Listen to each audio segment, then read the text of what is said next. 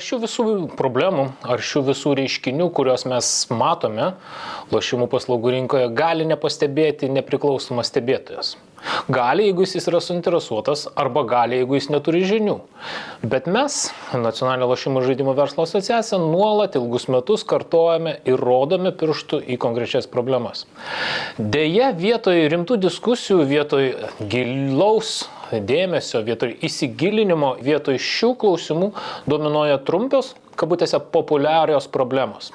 Ar tai būtų sveikata, ar tai būtų socialinės pasiekmes, bet jos orientuojamos į konkrečius asmenys, į konkretaus žmogaus istorijas. Man asmeniškai viskas prasidėjo studijų metais, gyvenam studentišką gyvenimą, mokėmės, šventėm, kūpino draugų. Atsirado tokių asmenų, kurie pradėjo siūlyti praleisti laiką, nueiti į kazino, pasižiūrėti, kaip ten smagu. Britų mokslininkai yra darę ne vieną tyrimą ir vertino atskirų istorijų įtaką bendriems politikos sprendimams. Mokslininkai, tarp jų, pavyzdžiui, Griffithas, yra aiškiai įvardinę, kad atskiros lošėjų istorijos, atskiros lošėjų gyvenimiškos patirtys negali tapti valstybės politikos sprendimų pagrindu. Priešingai, būtina analizuoti visą sistemą, matyti visą rinkos situaciją. Jeigu mes sutelksim dėmesį į atskiro žmogaus problemą, gal ne tragediją, dėja, bet mes nueisim vėlgi tuo pačiu visi vienodi taku. Ir tada mūsų priemonės, kurias mes darysim, taikysim, tarkim, uždrausim visiems reklamą. Ar jie pritartų, kad lošimai galėtų būti reguliuojami taip pat kaip kitos priklausomybę keliančios sritys – tabako bei alkoholio pramonė, kurių reklama seniai uždrausta? Mes nepadėsim probleminiams lošėjams, mes nepadėsim rizikingiausiams lošėjams. Priešingai, mes sunaikinsim tuos nuosaikius lošimus, kurie yra normali laisvalaikio pramoga. Kaip mes jau rodėme ir kalbėjome anksčiau, valstybė nemato, o nuosekliai stengiasi įvairiom priemonėm visus sulyginti. Deja, pasiekmės yra priešingos. Kai vienodos priemonės taikom visiems, rezultatą patiria tik tai nuosaikiausi lošimai. Jie sumažėja, susitraukia dar labiau. Kaip mes minėjom anksčiau, nuo 75% rinkos dalies nuosaikus lošimai dabar sudaro 15% rinkos dalį. Ar to siekia valstybė, ar to siekia žiniasklaida? Manau, kad visi suprantame, kad ne. Deja, į tai judame. Iš tikrųjų, tokiu būdu proteguoja neribotus lošimus ir didžiasias bendrovės dominuojančias ir dar labiau jas grynina. Reiškia, supranti, jeigu uždrauksi tą reklamą, sakykime, pilnai, tai reiškia, tu realiai, galima sakyti, pirmą, mažini konkurenciją, tu tos didžiosius aiškiai proteguoji, nes jie turi didžią dalį, ir tu uždarai nuotolinių rinką, priešingai negu kalbėjo Majauskas ir priešingai negu jo tikslai buvo tame jo pertvarkos, supranti? Tai tu tiesiog realiai sakai ateik, mes apie tai kalbėjom, bet tu gali ateiti, tu nieko čia nepadarysi jau, kadangi tu visai kitom sąlygom dirbi, supranti? Jau tie rinkos gabalus turi didžiausius, tu be reklamos nuotoliniai lošimai dirbti negali praktiškai. Šalia poveikio nuosaikiems lošimams, reklamos uždraudimas padarytų poveikį ir visai nuotolinių lošimų rinkai. Jeigu šiandien mes dar teoriškai matom kažkokią konkurenciją iš mažesnių šios lošimų sektoriaus dalyvių, tai reklamą uždraudus mes atsidurtumėm toj pačioj situacijai, kokią mes dabar matom, pavyzdžiui, alaus pramonės šakoje ir visoje Lietuvoje. Kai reklamos uždraudimas iš esmės uždarė galimybę naujiems prekiams ženklams ateiti į rinką ir konkuruoti su čia dominuojančiam bendrovėm. Todėl siūlymas uždrausti reklamą arba visiems apriboti vienodai reklamos galimybės iš esmės reiškia vėlgi to paties monopolio tvirtinimo ir stiprinimą. Kartu tai dar ženkliai apriboja galimybę naujiems lošimų rinkos dalyviams ateiti į nuotolinių lošimų sektorių. Nes reklamos priemonių uždraudimas iš esmės panaikina jiems galimybę pristatyti savo naują prekės ženklą, pristatyti savo paslaugas tiems vartotojams, kurie jau šiandien, kaip mes kalbėjome anksčiau, yra įsitvirtinę ir ilgalaikiai lojalūs tam tikrų paslaugų teikėjų vartotojai. Kodėl žiniasklaida tyli apie šias problemas, apie pamatinės problemas, o ne tas laikinas populiarias atskirų žmonių istorijas? Todėl, kad lošimų paslaugų rinka jos išlaidos reklamai yra išties ženklios. Kaip mes matome, duomenys rodo, kad pastaraisiais metais ypač nuotolinių lošimų paslaugų rinkos išlaidos reklamai auga ženkliai. Pavyzdžiui, 22 metais bruto visos išlaidos siekia beveik 45 milijonus eurų. 21 beveik 30, 20 beveik 15. Augimas yra ženklus ir tai tiesiogiai rodo, kad reklamos išlaidos, arba kitai priešingai žiniasklaidos pajamos, daugeliu atveju internetinės žiniasklaidos pajamos, yra labai ženklios. Oficialūs duomenys arba reklamos stebėsenos duomenys, kurios kaupia bendrovė Kantar ir kitos bendrovės, rodo, kad lošimo paslaugų tiekėjai yra vieni iš pagrindinių reklamdavių arba vieni iš didžiausių reklamdavių internetinėje žiniasklaidoje. Paradoksalu, tačiau kai kalbam apie reklamos uždraudimą, dalies lošimo paslaugų reklamos niekas net nekalba arba neplanuoja uždrausti. Pavyzdžiui, loterijų reklamą, loterijų paslaugas naudoja ne kas antras Lietuvos pilietis, apie šios reklamos uždraudimą kalbos nėra. Kodėl? Kuo tai skiriasi nuo kitų lošimo paslaugų, ar tai nėra susiję dalykai, jokios diskusijos, jokios atviros, argumentuotos faktų analizės mes neturime. Kai kuriais atvejais interesų konfliktai yra akivaizdus. Pavyzdžiui, jeigu mes pastebėtume net pastaruosius metus, nesigilindami į ankstesnius dešimtmečius, jau porą dešimtmečių, pavyzdžiui, ryšiai tarp bendrovės Olifėja ir tarp bendrovės Lietuvos Rytas yra besitęsiantys ir ilgalaikiai. Olifėja buvo ir yra ilgametė rėmėja krepšinio klubo, kuris tiesiogiai siejamas su dienraščiu Lietuvos Rytas. Paradoksalu, tačiau jeigu mes pažiūrėtumėm Lietuvos Ryto publikacijas, jos tiesiogiai gina tos pačios Olifėjos arba gina tos pačios loterijų monopolistės Olifėja ir EU Loto interesus. Atskirais atvejais žiniasklaida išties susidomi. Pavyzdžiui, 18 metais portalas 15 minučių paskelbė tyrimą Aukso puodžiai. Jis susilaukė iš tiesų didelio rezonanso, didelio susidomėjimo ir politiniai, ir verslo aplinkoje. Tačiau, jeigu vertiname šiandien situaciją, mes matom, kad šiandien turim tą patį monopolį, tą patį Olifėjos ir EU Loto duetą. Naujausias žiniasklaidos tyrėjų darbas - tai Laisvės televizijos komandos atliktas tyrimas, sukurtas filmas "Statau viską" ir po jo sekusios politikų reakcijos. Viso tyrimo metu orientuojamasi į atskirų 3 lošėjų problemas ir jų pagrindų vėliau formuluojamas siūlymas, kad reikia uždrausti lošimų reklamą. Man asmeniškai viskas prasidėjo studijų metais, gyvenam studentišką gyvenimą. Ta prasme, kokios rinktinės ar dar kas nors. Ten reklamų po 10 iš eilės įvairių. Na ir be abejo kažkoks mokymas. Tai su draugu išvažiavom į Angliją, atlieka 5 svarai ten. Ar tai yra pagrįsta? Mes jau kalbėjom, kad mokslininkai, Griffithas nekartą yra minėjęs, kad atskirų lošėjų istorijos negali tapti pagrindu siūlyti teisėkūros iniciatyvas. Viena iš jų siūlo Laisvės televizija. Kaip Jūs vertinate reklamos ribojimus dabar? Ar Jūsų požiūriu jie yra pakankami, ponia Lingė? Visa laida sukonstruota paprastu principu, kad pradedama nuo konkrečių problemų.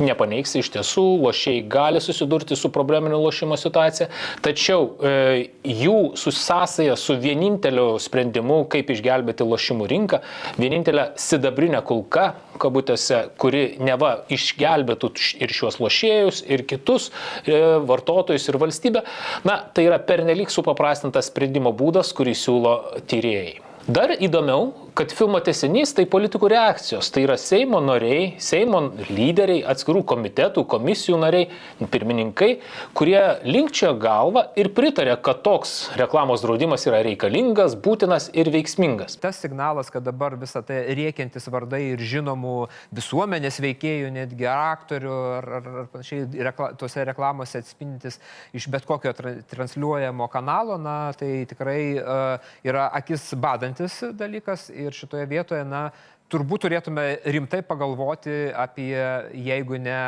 kažkokias labai griežtas, bet bent jau ribojančias priemonės. Deja, bet tai panašėja būtent į ankstesnės iniciatyvas, kurias jau dešimtmetį siūlo įvairūs neva ekspertai, tačiau, kaip rodo statistika, priešingai rezultatai tik tai keičiasi blogėjimo linkme. Mes matome vis augančių, vis didėjančią labiausiai socialiai pavojingų lošimų paslaugų dalį ir vis mažėja nuosaikių lošimų. Išties, reklamos draudimas gali būti viena iš teisėkūros arba reguliacinių priemonių. Išties, reklamos draudimas gali būti taikomas atskirai apimtimi. Jis gali būti taikomas skirtingiams vartotojų grupėms, skirtingoms žiniasklaidos priemonėms,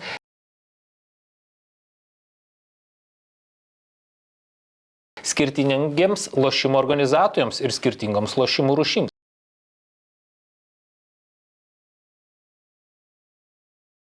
Dar svarbiau, reklamos draudimas turėtų būti viena iš daugelio kompleksinių priemonių. Tokiu atveju galima būtų numatyti ir pritaikyti jį taip, kad jis maksimaliai pasiektų arba duotų savo rezultatą. Jeigu mes įtaikysim visiems universaliai ir visiems vienodai, grįšim vėlgi prie tos pačios problemos, kurią mes jau minėjome anksčiau. Vienodas reguliavimas skirtingoms lošimo rūšims iškelia arba puoselėja pačias pavojingiausias, rizikingiausias lošimų rūšis ir skandina nuosaikes. Pažymėtina, kad tai nėra pirmas Andriaus Tapino vadovaujamos žiniasklaidos priemonės bandymas teikti nuomonę, formuoti poziciją arba siūlyti tam tikras teisėkūros iniciatyvas lošimų paslaugų rinkoje. Pavyzdžiui, 15 metų sausį Pinigų karta kritikavo galimybės nepilnamečiams būti, nelošti B kategorijos lošimo automatų salonuose. Bet kyla klausimas, ar tikrai jie taip gerai apsaugoti. Toks klausimas kilo ir mano kolegė Jurgai Čeponytei. Todėl mes pakvietėme 16-metį, gavome tėvų leidimą ir kartu su juo patraukėme per didžiosius prekybos centrus, per lažybų punktus, per lošimo automatų salonus ir pasižiūrėjome, per tas vietas, kur nepilnamečiui arba iš viso negalima įkelti kojos, arba tokių dalykų kaip alus ir cigaretės jam neturėtų parduoti. Kartu tai buvo siūlymas arba pagrindas įvesti privalomą tapatybės tikrinimą ir slenksčio kontrolę.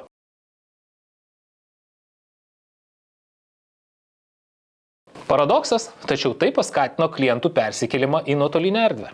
Kaip galima pakomentuoti Tapino pasisakymą prekybos centro fone? Tai galima pakomentuoti, kaip sakant, vienareikšmiškai, kai tu valdai informaciją. Jisai stovi veidų, reiškia, į ekraną, į operatorių, kuris jį filmuoja. Jisai mato problemas kažkur tenais lošimų versle. Jam labai norisi, kad, reiškia, nepilnamečiai nebūtų lošimų vietose, tačiau daug kur Europoje galima tą buvo daryti. Jam labai norisi, kad kiekvieną žmogų tikrinti prie durų. Jis deklaruoja ir demonstruoja, kad, reiškia, nevykdo registro reikalavimų, kaip sakant, bet tai nebuvo jokie sisteminiai, masiniai reiškiniai, dėl kurių reikėjo griežtinti. Tuo pačiu metu griežtinti reglamentavimą. Tuo pačiu metu už jo nugaros prekybos centre, reiškia, nepilnamečiai dalyvauja loterijose, kas buvo jau tuo metu draudžiama. Visur. Draudžiama nepilnamečiam. Perka bilietus? Taip, dalyvauja loterijose, tai vyksta iki šios dienos, tačiau jis to nematė. Jis nematė ir kito dalyko, kad bilietai, reiškia, pardavinėjami tiesiog ant praėjimų kasose ir brukami į nosį tiesiai. Jis šito irgi aktyviai reklamuoja. Jis šito irgi nematė, kas akivaizdžiai susiję su skatinimu buvo ir taip toliau šitų paslaugų. Tai jis daug ko nematė. Taip nesinori už rankos nepaėmus, teikti kažką tai, bet tai aiškiai matėsi, kad jis tikrai neturėjo nei viso paveikslo vaizdo, nei supratimo. Selektyvus matomumas. Selektyvus matomumas, iš kur jisai kilo ir kodėl visa taip buvo daroma. Tai čia, kaip sakant, yra klausimai, į kuriuos aš tikiuosi atėjus laikui bus ir atsakymai. Ne iš Tapino bus tie atsakymai, vėliau ar anksčiau. 16 vasarį po metų LRT Pinigų karta vėlgi kritikavo neva lošimo automatų salonuose lošiančius nepilnamečius. Joks įstatymas tuo klausimu nėra paruoštas ir niekas tuo klausimu bent jau į mūsų komitetą nesikreipia. Pone Narkevičiau, į Jūs kaip Seimo biudžeto ir finansų komiteto, kuriam pavaldi šis sritis, pirmininką kreipiamės mes. Tuo pat metu buvo kritikuojama neva neužtikrinamos teisės atskiriamas asmenys atsiriboti nuo lošimo, neva prašymai neleisti lošti yra neefektyvūs. Keliaujame į 3. vietą. Čia malonus administratorius ilgai pildo kažką kompiuteryje, registruoja korteles, kol galų gale. Parašyti, kad duomenų bazė, tai jūs buvote pas mus, ne? Tu visur galvoje Kompas parodė, kad jūs buvote. Ir nemirktelėjęs jau tiesia Mindaugui specialų prašymą, kurį jis turi užpildyti. Reikia parašyti va tokį popieriuką. Pas jūsgi buvo lošimo komisija. Jo, čia vienkartinį tipo, galima vieną kartą Žaidžia kazino. Čia, kad galėtumėte šiandien lošti. Ir viskas. Tai buvo pagrindas įkurti arba pasiūlyti registrą atsiribojusių asmenų, kurie save kontroliuoja ir nenori gauti lošimo paslaugų, sąrašą.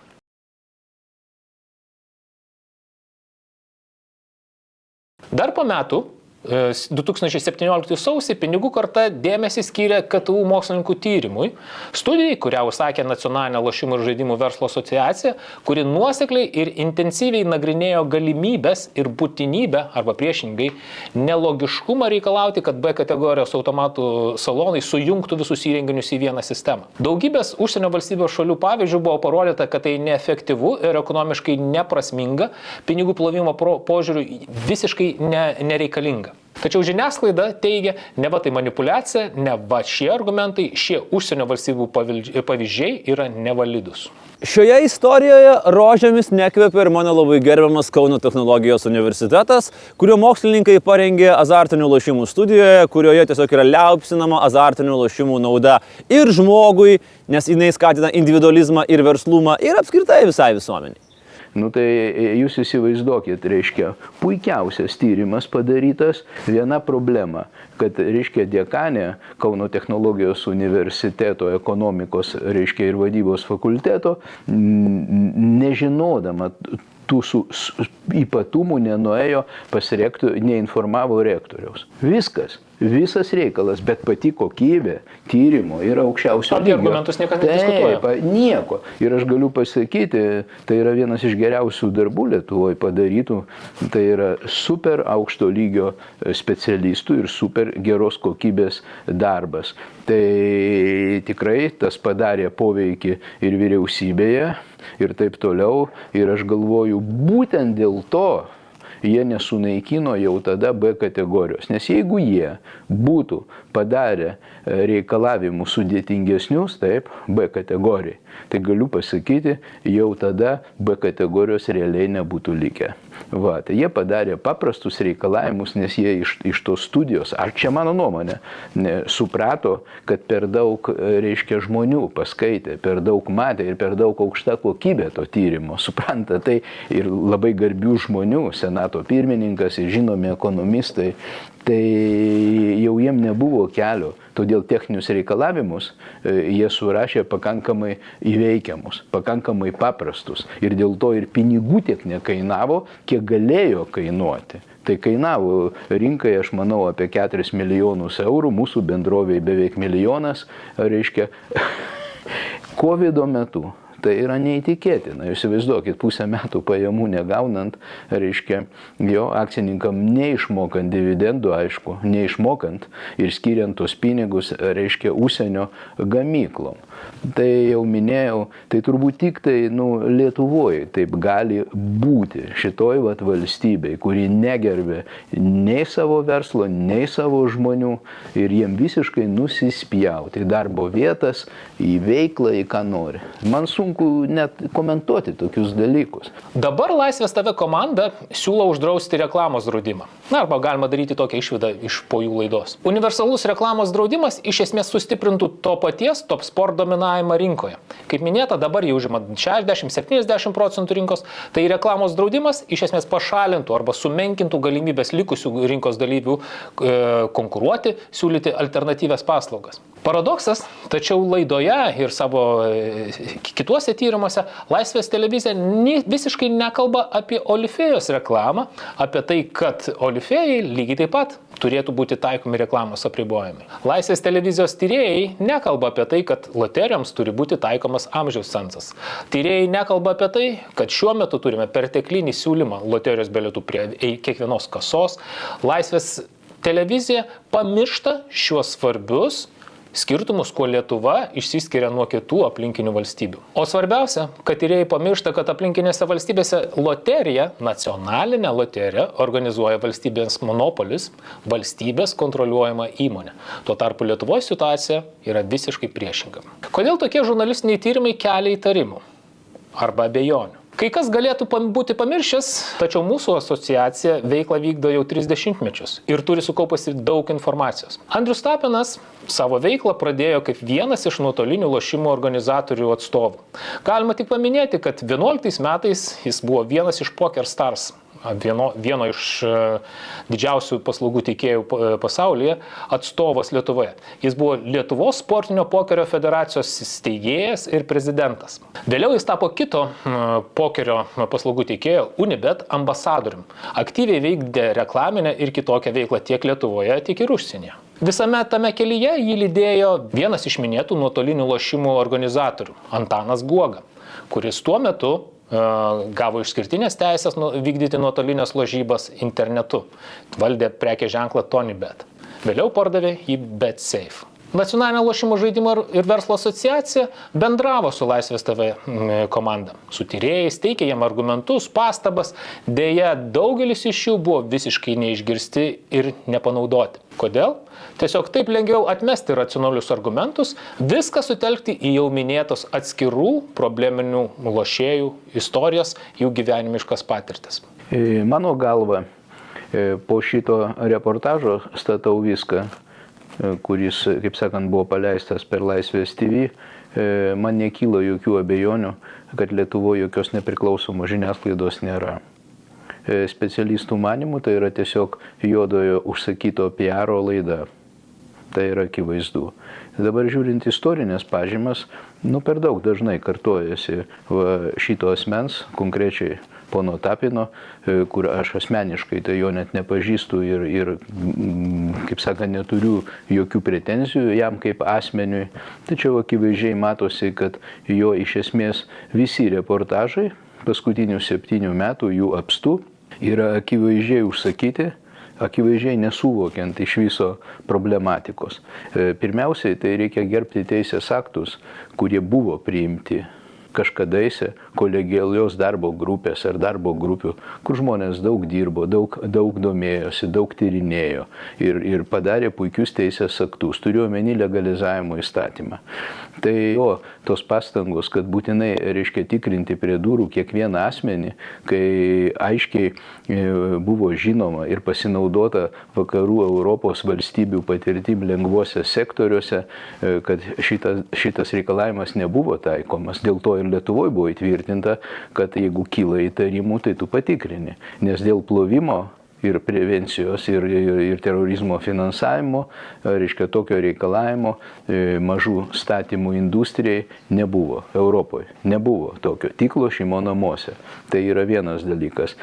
Kitas dalykas buvo sekantis reportažas, tai čia slenksčio kontrolė. Kad pasiekti tą tikslą, jo siųsta žurnalistė su operatorium įstūmė į lošimo saloną nepilnametį, kuris atrodė kaip pilnametis iš tikro, pilnai subrendęs ir puolė jisai su vienu ar kiek ten eurų prie automato, reiškia, mesti tą monetą. Tai kasininkė jam, kaip sakant, pastojo kelią, bet jis vis tiek įmetė ir remiantis va šito faktų jų inspiruotų, reiškia, jie nubėgo ne kur kitur, o į Seimą. Tuo metu biudžeto finansų komitetui vadovavo Petras Narkevičius, Darbo partija, vandentiekio kanalizacijos specialistas, kuris labai toli buvo nuo lošimų tematikos ir su kamera į veidą reikalavo, kada pagaliau, reiškia, bus, reiškia, slenksčio kontrolė. Tai iki tokio lygio darė įtaką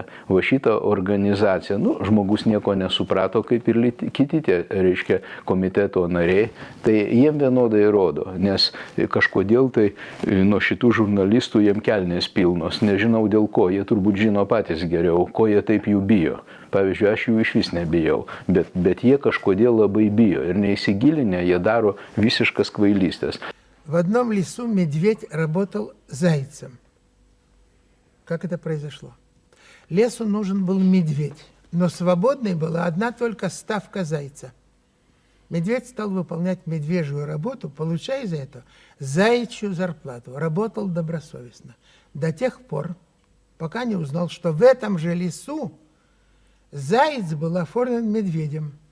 Написал в главлес, приехала комиссия, львы. Вы медведь, спросила комиссия у Зайца. Да, я медведь, сказал Заяц и показал документы. Но ведь я медведь, взревел медведь. А документы ваши? И посмотрев документы, комиссия сказала, о чем вы спорите, гражданин медведь? Когда тут ясно написано, что вы заяц. Вы спросите, где мораль?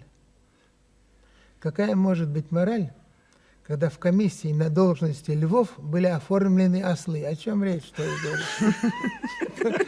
Negana to, reiškia remiantis va šito atveju, kad neva nepilnametis gavo paslaugą, kuris iš tikrųjų buvo įstumtas, buvo išprovokuotas įvykis, reiškia lošimo... Paskui teismai atmetė įvykį. Sekundę, lošimo priežiūros tarnyba pradėjo tyrimą, surašė protokolą kasininkai ir medžiaga atsidūrė teisme. Tačiau teismas priėmė sprendimą, jog tai buvo provokuojantis tyrimas, ir vienu žodžiu anuliavo tą nuobaudą. Tuo ir baigėsi.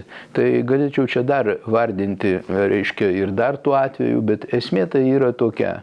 Padaryti veiklos sąlygas nusaikiem lošimam, konkrečiai ypatingai B kategorijos automatam ir lažybų punktam tiesiog nepakeliamas.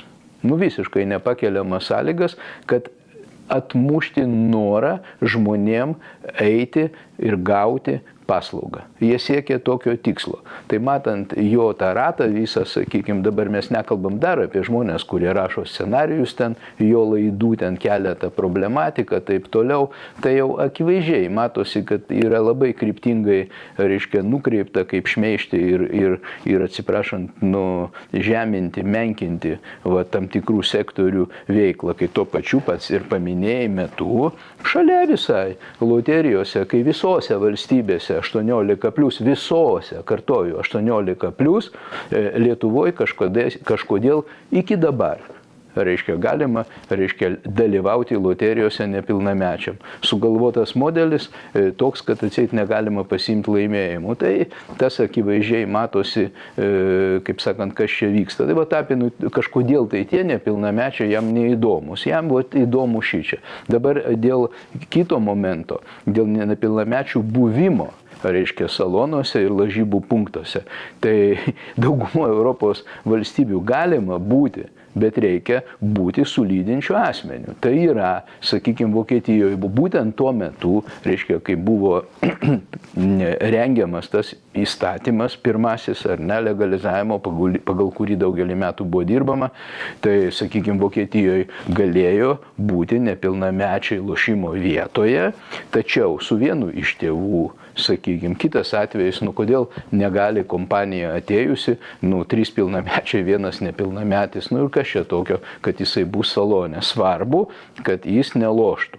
Tai tą turėjo užtikrinti lošimo organizatorius. Ir jokių ypatingų ten dalykų, jokių, ką jie, reiškia, inspiravo ir nebuvo. Jiems reikėjo per jėgą stumti tą žmogų, nes jie negalėjo rasti tokio atvejo patys atėję surasti lošiančius nepilnamečius. Jiems nepavyko to padaryti, nes tai nebuvo joks masinis reiškinys. Kitas momentas, jiems, neįdomu, kodėl prekybos centruose prie kiekvienos kasos pardavinėjami bilietai ir tiesiog į veidą grūdama šitą, reiškia, paslaugą. Primiktinai. Viena iš lošimo, reiškia, rūšių loterijos. Kodėl? Jiems tas visiškai nerūpėjo taip pat. Jiems daug kas nerūpėjo šitiem žmonėm. Tai aš ką matau, pagrindinis užsakovo, iš tikro manomo užsakovo, aš taip galvoju. Ir manau, kad galbūt ateis laikas, kai pats Tapinas papasakos visas istorijas, kaip čia iš tikro buvo. Kas pakišinėjo tą, kas scenarijus rašė visų šitų dalykų. Tai dabar dėl šito atvejo, paskutinio, sakykime, puolimas reiškia, kad reikia reklamą. Puolė, kad reikia reklamą. Tai jūs įsivaizduokit, valandą laiko skiria 3 žmonėm, reiškia, kur akivaizdžiai turintiem iš tikro problemų. Taip, ir jie pasakoja savo istorijas. Tai iš 2 valandų valanda yra skirta 3 asmenų istorijom, kad įtikinti, kad tai yra masinis reiškinys. Tai yra viena. Kitas momentas yra tas, kad jų laidose nedalyvavo nei vienas gydytojas. Įdomiausia yra tai, kad dalyvavo kažkokie žmonės, ten, sakykime, kunigas, kad sustiprintų poveikį, reiškia, žiūrintiem visiems ir reakcijose dalyvavusiam politikam. Tai aš struktūrą jo laidos matau paprastą. Valandą laiko iš 2 valandų skirta smegenų plovimui, kad 3 asmenų istorijos pasakojamos padarytų tam tikrą efektą, nevetai masinis reiškinys. Tai yra viena. Antra dalis buvo skirta šmeižtui. Paprasčiausiai apšmeižti kitus tyrimus, neva kažkas rėmė, neva kažkas tai ten neteisėto ir taip toliau, kai yra normali praktika ir niekas nedraudžia jos vykdyti. Vat, yra padaryti 2 tęstiniai tyrimai, vat, garbių žmonių ir taip toliau ir panašiai. Tai vietoj to, kad dėkotų visi, jie pradeda, kaip sakant, savo visokius numanimus, manimus ir taip toliau. Tai yra visiškai nenormalu. Ir kažkodėl tai, reiškia, visi turi tikėti, va šita laida, jinai turi tokį poveikį, jo, išaiškinus kažkokį tai talonėlių, kažkokių čekučių ten reikalą, tampa populiarūs, kažką tai jie ten, jo, ir turi visi tikėti specifiniai veikloje, specifiniam reguliavime, jie turi žmonės kažko tikėti, kažkokiu tai atsitiktinių visiškai žurnalistų, reiškia, kalbom. Matau pabaigai tokį vaizdą, kad kai valstybėje, reiškia, yra netvarka, nestabilų, tai ant bačkos gali lipti visiškai kas nori. Vat. Ir ką mes matom dabar? Eilinį kartą Majauskas buvo aktyvizuotas, taip, ką jis pridarė, mes kalbėjom šiandien, taip. Dabar dar 2 žmonės. Aiškiai matos, kad jie visiškai, neinformuoti, jie nesupranta esmės visai, jie neturi giluminių žinių, jie tiesiog užima reikšmingas pozicijas Seime. Būdami paprastais žmonėm. Tai yra biudžeto finansų komitetas, taip, pagal specialybę Lingė ponas yra politikos mokslų, sakykim, specialistas, ponas Džiugelis taip pat atitinkamai, ar ne, jie nėra jokie žinovai, tiesiog paėmė juos, įkišo į reikalą ir davai daryk. Ir viskas. Kodėl jie turi daryti šito pono, reiškia, siūlomus ir peršamus sprendimus. O jo sprendimai akivaizdžiai yra paprasti. Jie aiškiai suorientuoti dar labiau gilinti dominavimą dominantų rinkos. O tą mes matom. Tai įeina į tą kompleksą priemonių, ar ne, kaip dar labiau išgryninti monopolistus rinkos, taip, dominuojančius, ir kaip kuo greičiau sužlugdyti smulkesnius ir realiai labai stipriai apriboti ateinančius, kurie jau turėtų dirbti visai kitom sąlygom, žinant, kad nuotolinių lošimų veikla visiškai uždraudus reklamą, ar ne, jinai atsidurs labai nepavydėtinoj būklėj. Tai galiu pasakyti, dalyvauja laidoje lošimų priežiūros tarnybos, reiškia, vadovas. Dalyvauja finansų ministerijos viceministrė atsakinga už lošimų paslaugų rinką. Tai yra už lošimus azartinius ir už loterijas. Tai yra visiškai, sakykim, moteris atėjusi ir išeisi, kai baigs konservatoriai veiklą, visiškai atsitiktiniai žmonės. Tai reikia gilintis, reikia galvoti. Tai dabar gaunasi, kad šitoj visoj aplinkoj, ką noriu, tą darau. Lygiai taip pat, kaip jie elgėsi su visais kitais, su Narkevičium, Petru, vandentiekio kanalizacijos specialistų ir taip toliau ir panašiai. Tai šitą praktiką tik reikia baigti. Dabar toliau sėdi, reiškia, lošimų priežiūros tarnybos vadovas, ar ne, Daukšys Virginijus. Tai ir irgi kaip ir pritarė, kad jo čia reikia visą kitą. Aš galiu pasakyti, man panašu, šitie siūlymai, ar ne, ir pritarimai, kaip slogos gydymas, ne, reiškia, masažuojant prostatą pirštu, kišant pirštą į, reiškia, išeinamąją angą. Tai vyresni žmonės supranta, ką tai reiškia, nes daug kas vyrų turi tą problemą. Tai man panašu, kad slogą jie nori gydinti prostatos masažu, mechaniniu būdu. Tai aš ir noriu pasakyti, yra krūva priemonių, kur tikrai tu gali šitą dominavimą, kaip sakant, tam tikrų agresyvių lošimų, tu gali sumažinti. Bet tai nebūtina visiškai uždrausti reklamą. Ir kaip pats ir minėjai, vien tik reklamos uždraudimas, jisai realiai tik duos keletą dalykų. Dar labiau dominuos tie, kurie yra užvaldę rinką, tai yra viena. Antras, sumažins žiauriai konkurenciją, kadangi ateinantiem praktiškai šitas pasiūlymas yra nepriimtinas, sakau tiesiai ir šviesiai. Man asmeniškai yra visiškai nesuprantama, dėl ko legalizavus nuotolinius lošimus, taip, buvo leistas visas spektras lošimo rūšių.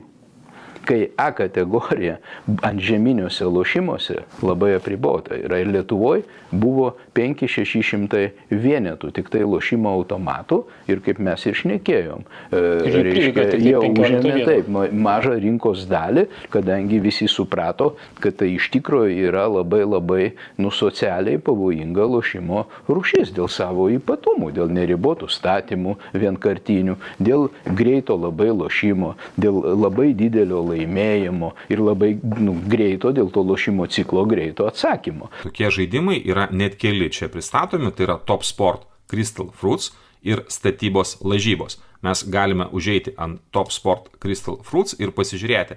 Jūs iš karto matote, kad tai yra Tom Horn, kūrėjų lošimas Top Sport Crystal Fruits. Ir čia yra labai įdomi informacija. Tai yra jums vėlgi nurodoma, koks gali būti didžiausias prizas, kiek galima statyti, tačiau RTP statistika nėra nurodoma. Tai yra gerbiama Baškienė. Dar iki euro atsiradimo labai stipriai torpedavo, kad tuo metu nusikėjai lošimo, ypač B kategorija, kuo staigiau įsivestų euro monetas, dar net ir nesant eurui. Noriu patikslinti, jūsų vyriausybė siūlė keisti fiksuotą santykį lito ir euro, būtent litą paverčiant 0,3.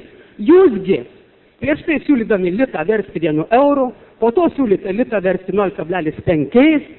Na, iš tikrųjų, tokie jūsų veiksmai kelia tik nusistebėjimą ir akivaizdžiai matosi lobisinės ausys. Tai visi šitą suprato, visą žino, bet dabar, reiškia, kaip gavos laisviausiai paleido ir ta paslauga atėjo tau į namus. Tai man kyla paprastas klausimas, dėl kokių priežasčių iš viso reikėjo šitą kategoriją legalizuoti? Dėl kokių priežasčių dabar? Pavyzdžiui, lažybų punktą aš suprantu. Tai, sakykime, negali nueiti į punktą, čia varžybos, tu nori pastatyti. Nu tai tu turi galimybę per telefoną pastatyti, tvarkoj. Bet tik tuo atveju taip pat, kai tu pamiršai, tu nenuėjai iki punkto, tau galimybė tokia yra. O dabar gaunasi, kad sąskaita šitų situacijų pasikeitė žiauriai rinkos struktūrą ir aiškiai matosi, kad yra žmonių ją toliau plėtoti, dar daugiau. Tai vienu metu, reiškia, sukuriama tokia situacija, o kitų metu, reiškia, tie patys žmonės Daukšio asmenyje ateina į studiją ir aiškina, koks jisai susirūpinęs. Ir dabar reikia reklamą. Tai uždraust, kartoju, neapribot, uždraust. Tai jūs galite įsivaizduoti, apie ką mes šnekam. O aš galiu pasakyti, o kodėl ne kategoriją uždrausti? Kam jinai reikalinga? Kad padidinti vartojimą?